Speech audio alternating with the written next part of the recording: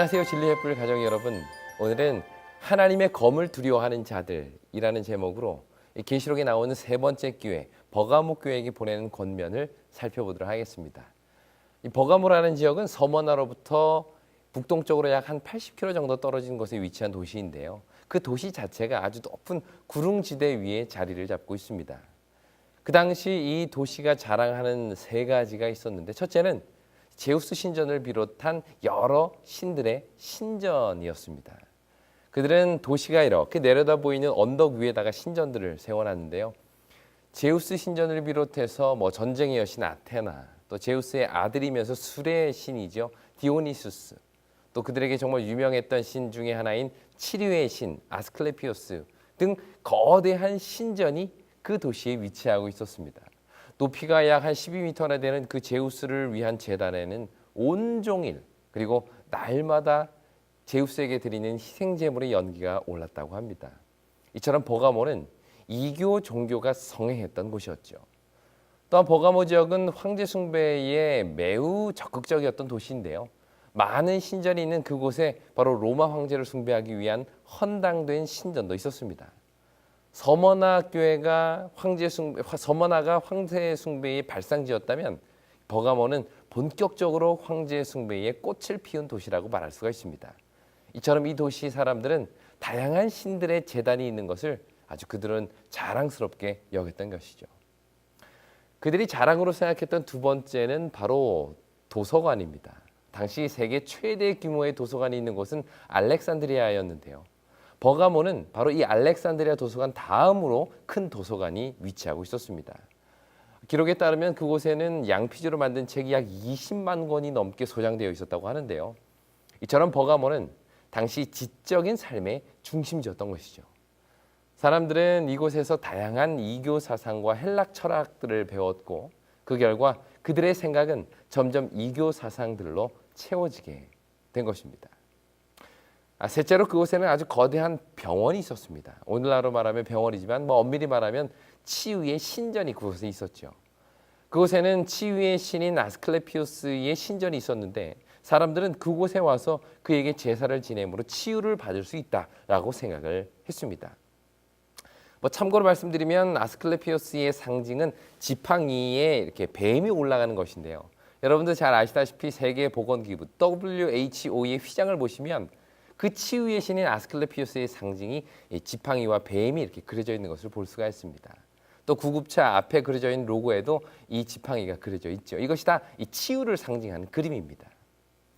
이처럼 버가모가 자랑으로 생각했던 이 세 가지는 모두 다 백성들에게 이교 사상을 심어놓은 아주 강력한 도구가 되었고요. 그 결과 사람들의 가치관은 온통 이교적인 풍습으로 가득 차게 된 것입니다. 바로 이런 곳에서 신앙을 지켰던 교회가 바로 버가모 교회입니다. 그렇다면 과연 이런 교회에게 예수님께서는 어떤 기별을 주셨고, 그 기별이 오늘을 살아가는 우리에게 어떤 의미가 있는지 함께 생각해 보도록 하겠습니다. 계시록 2장 12절과 13절에 있는 말씀을 보겠습니다. 버가모 교회의 사자들에게 편지하라. 좌우에 날선 검을 가진 이가 이르시되, 내가 어디에 사는지 내가 아노니 거기는 사탄의 권좌가 있는 데라. 내가 내 이름을 굳게 잡아서 내 충성된 증인 안디바가 너희 가운데 곧 사탄이 있는 곳에서 죽임을 당할 때에도 나를 믿는 믿음을 저버리지 아니하였도다. 먼저 예수님께서는 버가모 교회에게 내가 어디 사는지 내가 알고 있는데 거기는 사단의 권좌가 있는 데다라고 말씀을 하십니다. 한마디로 버가모 지역은 사단의 아주 강력한 영향력 아래에 있는 곳이라는 뜻이겠죠.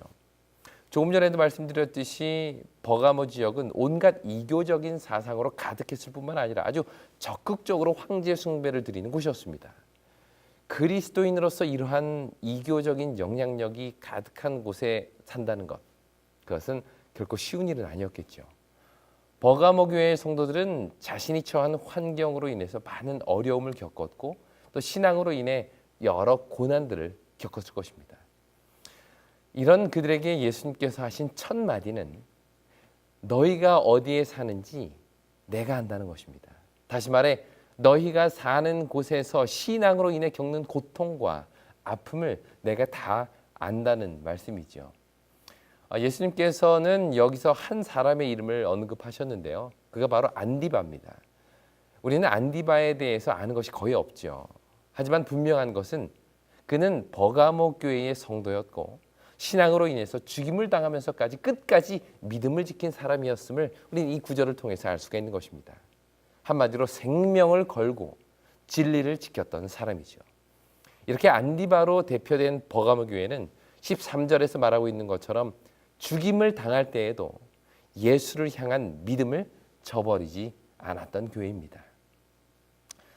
하지만 이 교회에도 여전히 책망할 것이 있었는데요. 그것은 바로 그들이 발람의 교훈을 지킨다는 것이었습니다. 14절과 15절입니다. 그러나 내게 두어 가지 책망할 것이 있나니 거기 내게 발람의 교훈을 지키는 자들이 있도다. 발람이 발락을 가르쳐 이스라엘 자손 앞에 걸림돌을 놓아 우상의 제물을 먹게 하였고 또 행음하게 하였느니라. 이와 같이 내게도 니골라 당의 교훈을 지키는 자들이 있도다. 여기 버가모 교회가 책망받은 것은 그들이 발람의 교훈을 지켰기 때문인데 여기서 말하는 발람의 교훈이라는 것을 크게 두 가지로 요약하고 있습니다. 첫째는 이스라엘 자손으로 하여금 우상의 제물을 먹게 한 것이고 둘째는 행음하게 한 것이다 라고 성경은 소개하죠. 이 내용을 이해하기 위해서 우리는 구약 성경에 나오는 발람의 이야기를 자세히 살펴볼 필요가 있습니다. 모세의 인도에 따라서 애굽에서부터 나온 이스라엘 백성들은 이제 약속의 땅 가나안이 거의 보일 때쯤 그 자리에 다다르게 된 것입니다. 그들은 여리고 맞은편 모압 평지에 진을 치고 있었는데요. 이제 잠시 후면 요단강을 건너 여리고로 진군할 것이었습니다. 그때 모압 왕이었던 이 발락은 그들이 들어오는 것을 두려워했죠. 그러나 어떻게 이스라엘 백성이 애굽에서 나왔고 홍해를 건넜고 광야에서 수많은 적들을 이겼으며 여기까지 왔는지를 그 왕은 잘 알고 있었습니다. 그 말은 그들과 직접적으로 싸워서 이길 수 있는 방법이 전혀 없다는 것을 발락은 깨닫게 된 것이죠. 그래서 어떻게 이스라엘을 넘어뜨릴까 고민하던 발락은 한 가지 좋은 생각을 하게 됩니다. 그것은 바로 한 선지자를 통해서 이스라엘을 저주하도록 하는 것이었죠. 이 말은 모압 왕 발락은 이스라엘과의 싸움이 단순히 군사력을 겨루는 어떤 물리적인 싸움이 아님을 잘 알고 있었다는 것입니다. 그들에게는 여호와 하나님이 있었고 그들을 영적인 방법으로 넘어뜨리지 않으면 도저히 그들을 이길 수 없다는 사실, 한마디로 이 싸움은 영적인 싸움이었다는 것을 발락은 알았던 것이죠. 그래서 그는 모압과 미디안의 장로들을 발람이라는 선지자에게로 보냅니다. 손에는 아주 가득한 예물을 들고 말이죠. 이렇게 도착한 사람들은 발람에게 이스라엘을 저주해 줄 것을 요청했고 결국 발람은 그들과 함께 이스라엘 백성들이 진치고 있었던 모압 평지로 옵니다. 발람이 온다는 말을 들은 모압 왕 발락은 모압 변경에 있는 성읍까지 가서 그를 직접 영접하죠. 그리고는 발락은 발람을 발의 신당이 있는 곳으로 데려갑니다. 그곳은 이스라엘 백성들을 한눈에 내려다볼 수 있는 그런 언덕이었는데요. 그곳에서 발람은 이스라엘을 저주하기 시작합니다. 그런데 이상하게 그들을 저주하려고 하는데 자꾸 축복의 말이 나오는 것입니다. 그러자 발락은 화를 내면서 왜 저주를 하려고 했더니 왜 축복을 하냐라고 따졌죠. 그때 발람은 여호와께서 내 입에 주신 말씀을 내가 어찌할 수 없다라고 대답을 합니다.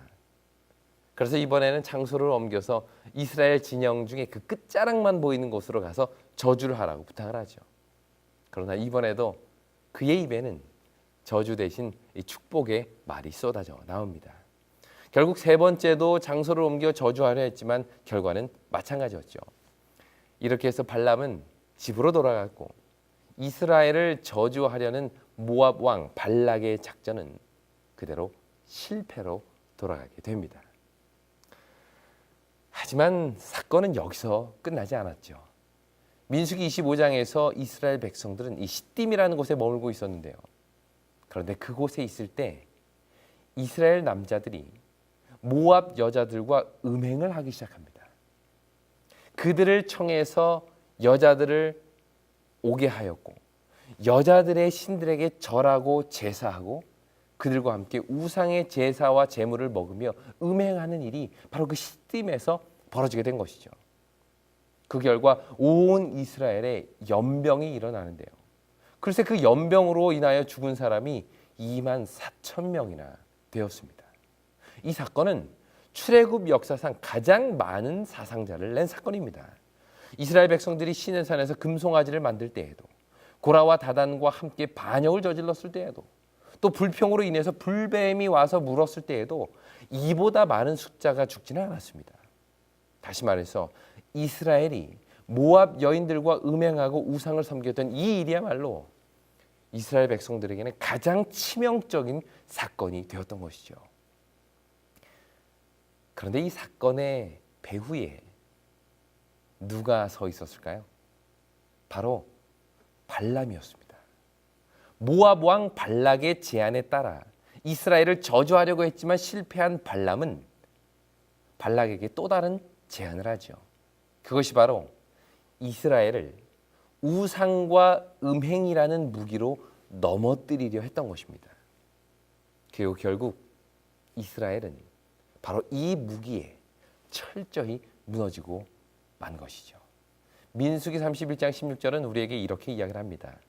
보라, 이들이 발람의 꾀를 따라 이스라엘 자손을 부올의 사건에서 여호와 앞에 범죄하게 하여 여호와의 회중 가운데에 연병이 일어나게 하였느니라.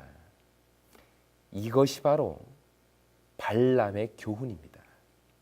발람은 우상과 음행으로 이스라엘을 공격하였고 이스라엘은 큰 패배를 경험하게 되죠. 그런데 버가모 교회가 바로 그 발람의 교훈을 받았다는 것입니다. 우리 14절 15절 다시 한번 읽어보겠습니다. 그러나 내게 두어 가지 책망할 것이 있나니 거기 내게 발람의 교훈을 지키는 자들이 있도다. 발람이 발락을 가르쳐 이스라엘 자손 앞에 걸림돌을 놓아 우상의 제물을 먹게 하였고 또 행음하게 하였느니라. 이와 같이 내게도 니골라 당의 교훈을 지키는 자들이 있도다. 이 사건이 바로 민수기 25장의 사건입니다. 그리고 그와 동일한 일들이 바로 버가모 교회에게 벌어지고 있었다는 것이죠. 물론 요한 당시 교회를 음행과 우상으로 어지럽게 한 무리의 이름은 발람이 아니라 니골라 당이라고 불리는 집단입니다. 그러나 그들의 실체는 구약에 나오는 발람과 동일하였고 음행과 우상 숭배로 교회를 무너뜨리려고 했던 것이죠. 예수님께서는 바로 이런 거짓 가르침을 받아들여 큰 어려움을 겪고 있는 버가모 교회를 책망하신 것입니다. 그렇다면 이 당시 버가모 교회를 넘어뜨린 이 니골라 당이라는 무리는 어떤 무리일까요?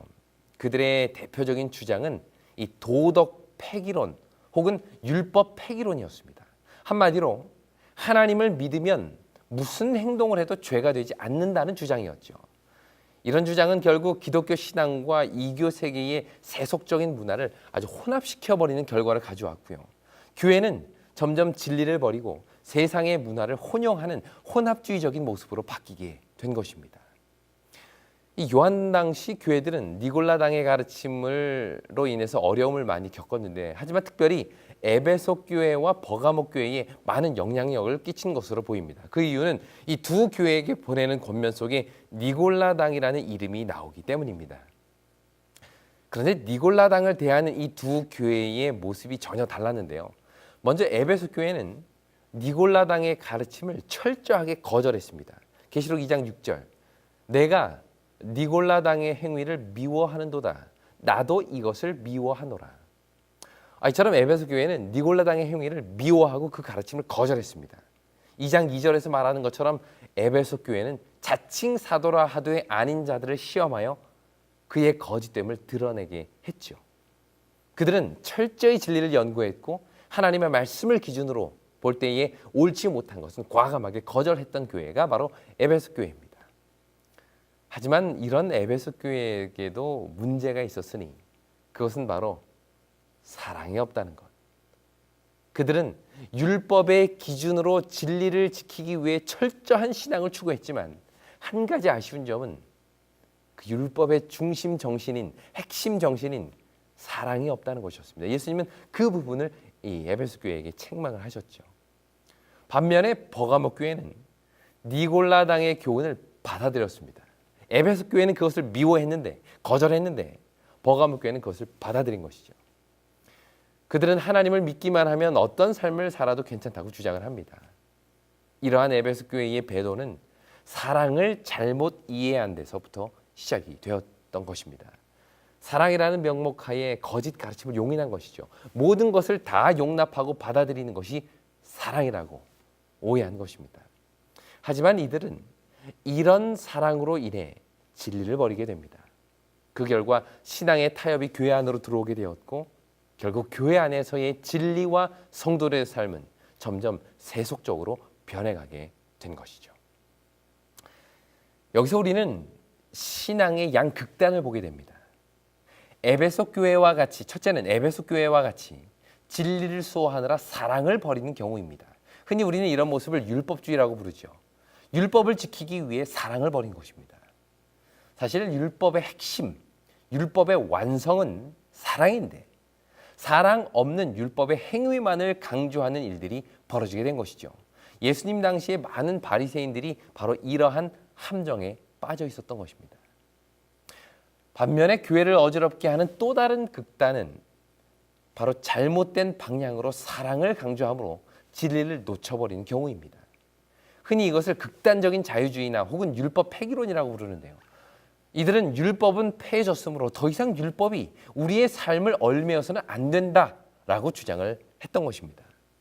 하나님은 사랑이시니 우리는 그 사랑을 믿고 정말 자유롭게 살아도 된다고 주장하면서 교회 안에서 어떤 세속적인 타협의 문화를 들여오기 시작한 것이죠. 이처럼 에베소 교회와 버가모 교회는 이렇게 서로 다른 입장에 서 있었던 것입니다. 에베소 교회는 율법주의적인 입장에서, 그리고 버가모 교회는 자유주의적인 입장에서 서 있었던 것입니다. 그리고 예수님께서는 이러한 극단적인 교회의 모습을 책망하고 계셨던 것이죠. 진리를 수호하느라 사랑을 버린 에베소 교회에게는 첫사랑을 회복하라 라고 말씀하셨고, 사랑을 강조하느라 진리를 타협한 버가모 교회에게는 진리를 수호하라 라는 기별을 말씀하신 것입니다. 우리에게도 이 두 가지 극단으로부터 균형 잡힌 신앙을 가질 필요가 있습니다. 율법에 얽매여서 율법의 정신을 놓쳐버렸어도 안 되겠지만, 예수님을 믿기만 하면 하늘나라에 가니 어떤 삶을 살아도 상관없다는 식의 믿음도 바람직하지 못하다는 것입니다. 그러므로 우리는 이 두 극단을 버리고 사랑과 진리가 잘 조화되는 삶을 살아야 할 것입니다. 사실 그에 대한 가장 확실한 모본을 보여주신 분이 있다면 바로 예수님이시겠죠. 이 둘의 조화를 보여주신 대표적인 예가 바로 가늠하다가 현장에서 잡힌 여인의 이야기인데요. 바리새인은 현장에서 가늠하다 잡힌 여인을 예수님에게 끌고 와서는 어떻게 판결할 것인지를 예수님에게 묻습니다. 이 함정은 예수님으로 하여금 사랑과 진리, 이 둘 중에 어느 것 하나를 포기하라는 것이었습니다. 마치 사랑을 포기한 에베소 교회나 하나님의 말씀 진리를 포기한 버가모 교회처럼 둘 중에 하나를 포기하라는 것이었죠. 예수님께서 용서를 선택하시는 순간 진리를 버리게 되고, 반면에 진리를 선택한 순간 사랑을 포기하게 되는 것입니다. 그런데 바로 이때 예수님께서는 한 문장의 말로써 사랑과 진리를 모두 만족시키셨습니다. 그것이 바로 나도 너를 정죄하지 아니하노니 가서 다시는 죄를 범하지 말라라는 말씀입니다. 나도 너를 정죄하지 아니하노니 라는 말씀은 죄를 용서하시는 사랑, 즉 죄인을 정죄하지 않는 예수님의 사랑을 보여줍니다. 반면에 가서 다시는 죄를 범하지 말라라는 말씀 속에는 진리 안에서의 삶, 즉 하나님으로부터 받은 사랑에 합당한 삶에 대한 요구가 담겨져 있는 것이죠. 이것이 사랑과 진리의 조화입니다.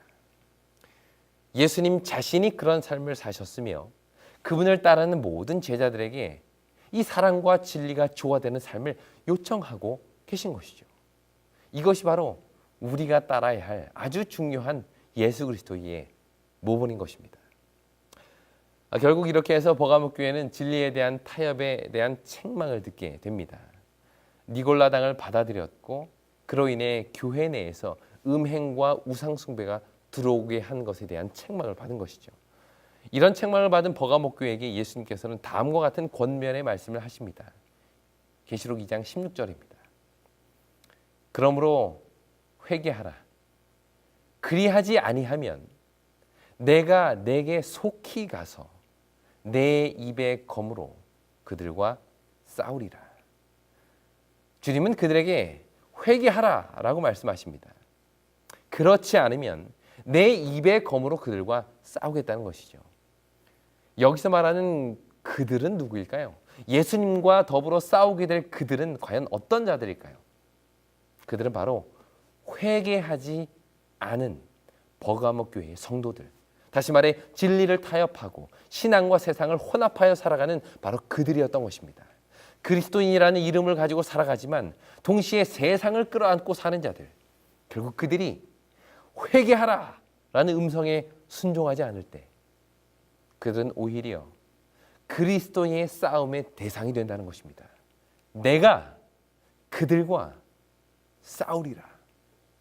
근데 재밌는 사실은요, 이 버가목 교회에 나타난 예수님의 모습 역시 좌우에 날선 검을 가진 모습으로 소개하고 있다는 것입니다. 계시록 2장 12절입니다.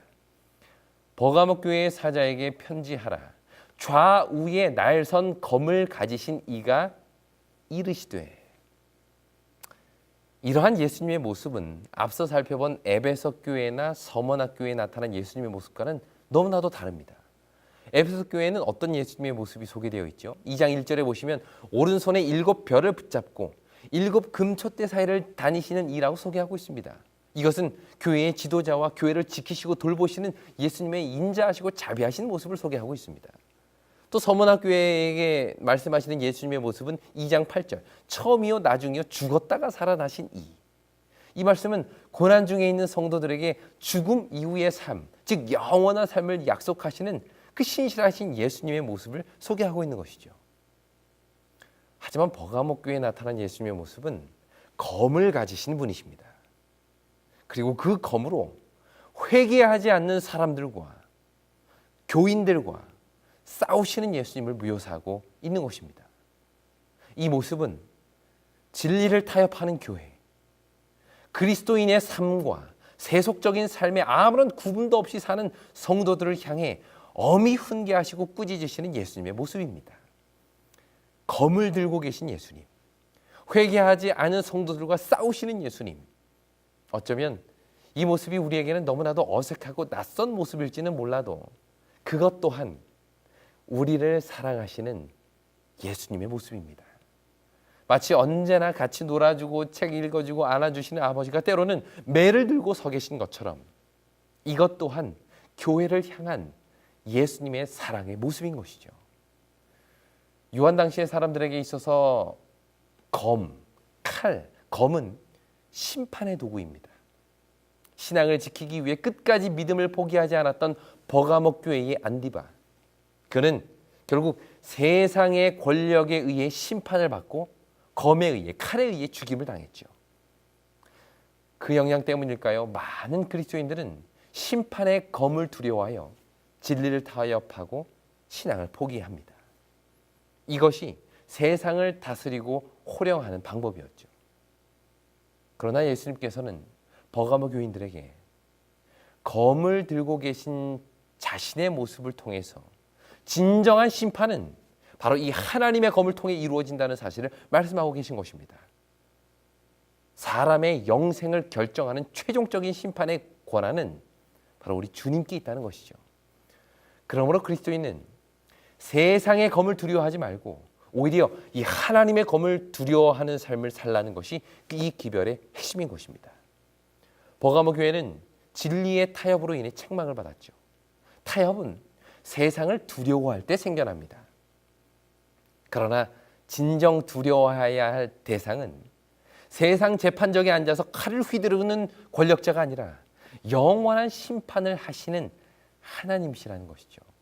마태복음 10장 28절의 말씀처럼 몸은 죽여도 영원한 능히 죽이지 못하시는 자를 두려워해야 한다는 것입니다. 이것이 버가모 교회가 간직해야 할 권면의 말씀인 것입니다. 어쩌면 오늘날 그리스도인들의 모습이 이 버가모 교회의 모습과 가장 흡사하지는 않을까요? 발람의 교훈을 받아들여서 우상을 사랑하고 음행을 즐기는 그들의 모습이 혹시 오늘 우리들의 모습은 아닌지 자신을 돌아보아야 할 것입니다. 이스라엘 백성들이 시딤에서 경험한 그 타락, 그것은 그들이 가나안 땅에 가장 가까이 있을 때에 겪었던 타락입니다. 약속의 땅이 눈앞에 저기 요단강 건너편에 보일 바로 그때에 백성들은 음행과 우상으로 넘어진 것이죠. 그리하여 결국 그들은 약속의 땅을 밟지 못한 것입니다. 이와 마찬가지로 오늘 우리는 이제 하늘 가나안이 가장 가까운 시대에 살고 있습니다. 이제 잠깐 후면 오실 이가 오실 것입니다. 그런데 바로 이 자리에서 사단은 가장 많은 희생자를 낼 수 있는 방법을 사용할 것입니다. 그것은 바로 음행입니다. 미디안의 무력이나 그 어떤 사슬로도 정복당하지 않았던 이스라엘 사람들이 미디안 창녀들의 희생제물이 되고 만 것이죠. 이스라엘을 구원하기 위해 선택되었던 삼손, 메시아적인 왕권의 상징이었던 다윗, 그리고 지혜의 왕이었던 솔로몬, 이들도 역시 이 지점에서 넘어지고 말았습니다. 사단은 인간의 마음을 다룰 수 있는 요소를 잘 알고 있죠. 사단은 여러 세대를 통해서 바알볼에서 그처럼 성공을 거둔 동일한 유혹으로 이스라엘 중 가장 강한 자들과 귀인들을 파멸시킵니다. 마지막 때에도 그럴 것입니다. 가나안 땅 병변에서 한 발만 내딛어도 약속의 땅에 들어갈 자들이 엄청난 패배를 맛보게 된 것처럼 하늘 가나안의 변경에 서 있는 우리들도 이와 같은 패배를 맛볼 수 있다는 사실, 우리는 잊지 말아야 할 것입니다. 구약의 이스라엘 사람들이 죄에 빠진 것은 저희가 표면상으로 아니라고 안정한 상태에 있을 때였습니다. 그들은 하나님을 항상 그들 앞에 모시는 데에 실패하였고 기도를 게을리하고 자기 자신을 믿는 정신을 품었습니다. 아니라고 방종한 마음은 영혼의 성체를 경배하지 않은 채 내버려두게 만들었고, 그리로 바로 이 부패한 이교 사상이 들어올 수 있었던 것이죠. 마찬가지로 오늘날 우리의 영혼을 말씀과 기도로 무장하지 않는다면 사단의 맹렬한 공격에 결국 우리는 무너지고 말 것입니다. 이러한 사단의 공격으로부터 자유로울 수 있는 사람은 아무도 없겠죠. 남녀노소 누구든지 사단의 이 전략은 아주 강력하게 작용하여 택하신 자라도 미혹하게 될 것입니다. 그러므로 우리는 날마다 깨어 있어야 할 것입니다. 개인적으로 기도하는 일을 게을리하지 말길 바랍니다. 개인적으로 말씀 있는 시간을 반드시 가지시길 바랍니다. 이 두 가지는 신앙의 기본이지만 가장 쉽게 간과되고 있는 것이기도 합니다. 우리가 자전거를 탈 때 이 두 페달을 열심히 밟죠. 그런데 이 페달을 밟지 않으면 자전거가 어떻게 될까요? 자전거는 멈추어 서지 않습니다. 페달을 밟지 않으면 자전거는 넘어지게 되죠. 우리의 신앙도 마찬가지입니다. 기도와 말씀이란 이 두 페달을 밟지 않으면 우리는 그 자리에 머물러 있는 것처럼 생각하지만 그렇지 않습니다. 신앙은 넘어지고 맙니다. 마치 발람의 교훈에 의하여 이스라엘이 넘어진 것처럼 말입니다. 그러므로 우리는 이 두 가지 기본적인 원칙을 잘 실천함으로 승리하는 하나님의 백성들이 되어야 할 것입니다. 그리고 이렇게 승리한 자들에게는 이런 약속을 예수님께서 주셨는데요. 계시록 2장 17절입니다. 귀 있는 자는 성령이 교회들에게 하시는 말씀을 들을지어다. 이기는 그에게는 내가 감추었던 만나를 주고 또 흰돌을 줄 터인데 그 돌 위에 새 이름을 기록한 것이 있나니. 받는 자 밖에는 그 이름을 알 사람이 없느니라. 먼저 승리한 교회에게는 감추었던 만나가 약속되어 있습니다. 이것은 아마도 14절에 나오는 우상의 제물과 대조적인 의미로 기록된 것으로 보이는데요. 이기는 자에게는 하늘의 양식이 주어지게 되었다는 것입니다. 둘째로 승리하는 자에게는 흰 돌이 약속되어 있습니다. 당시 흰 돌과 검은 돌은 주로 이렇게 판결을 위해서 사용되었다고 하는데요. 흰 돌은 무죄를, 검은 돌은 유죄를 상징합니다. 그러므로 흰 돌을 준비해 주셨다라는 말은 그리스도 안에서 죄의 문제를 해결한 자들의 상태를 의미합니다. 또한 흰 돌은 승리한 자들에게 주어지는 것이기도 한데요. 그 위에 이 승리자의 이름을 새겨서 승리를 오랫동안 간직하도록 하는 기념물로 바로 이 흰 돌을 준 것입니다. 이처럼 이기는 자에게는 죄 없다는 선포와 함께 승리의 영광이 주어지게 될 것입니다. 오늘 우리 앞에 놓인 이 영적인 싸움에서 우리도 역시 믿음 안에서 승리함으로 바로 이 버가모 교회에게 약속하신 이 놀라운 축복이 바로 우리의 것이 되기를 간절히 바랍니다. 날마다 기도와 말씀으로 이 신앙의 페달을 열심히 저어감으로 날마다 승리하고 승리한 자들에게 주어지는 이 약속이 우리의 삶 가운데 이루어질 때 마침내 우리는 하나님의 이름을 찬양하고 그분께 영광을 돌리게 될 것입니다. 이러한 축복이 저와 여러분들의 삶에 경험되어지기를 간절히 바라며 오늘 말씀을 마치겠습니다. 진리횃불 웹사이트에는 이 시대를 위한 하나님의 말씀이 준비되어 있습니다. 다음과 같은 성경 연구 자료를 통해서 하나님을 더 깊이 만나게 되길 간절히 바랍니다.